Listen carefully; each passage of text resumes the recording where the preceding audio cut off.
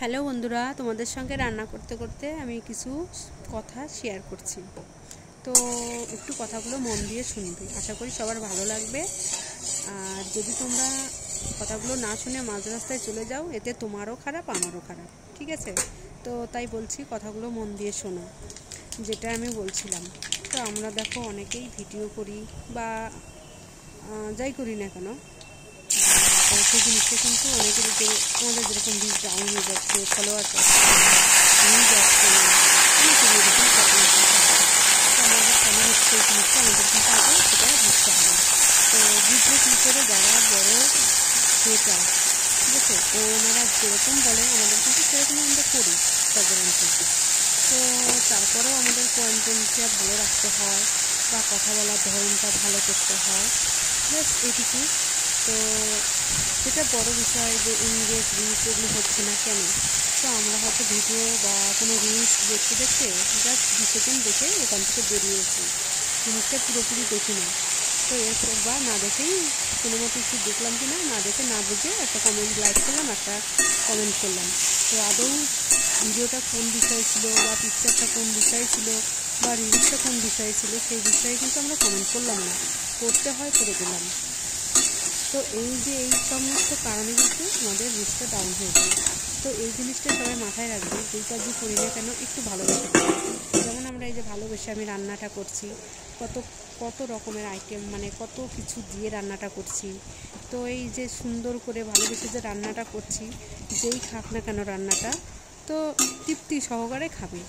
আর যদি আমি খারাপ করে রান্না করি তো সেই জিনিসটা কিন্তু তৃপ্তি করে খাবে না, তো তখন আমারও মনটা খারাপ হয়ে যাবে।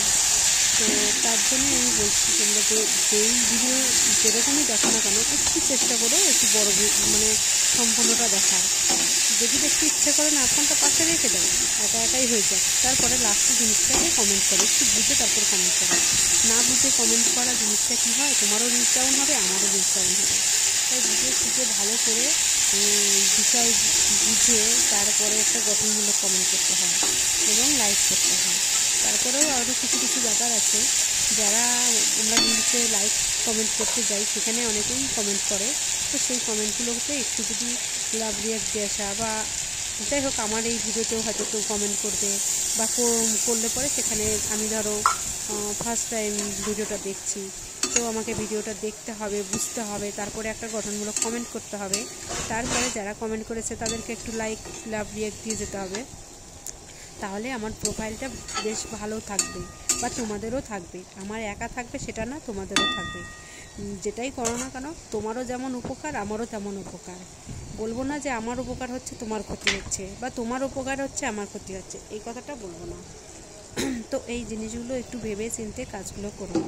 আমরা এত কিছু করি, আমরা দেখো বাসন মাজি, কাপড় কাচি, ঘর গুছাই, বাচ্চা কাচ্চার দেখাশোনা, স্নান করানো, রান্না বান্না, কুটা বাটা মানে কত জোগাড় জলপান করে কিন্তু আমরা সংসারের একটা কাজ ভালোবেসে করি, ঠিক আছে? তাও কিন্তু আমরা কোনো দিন ভালোবাসা পাই সংসারের মানুষের কাছ থেকে, কোনো দিন পাই না কিন্তু।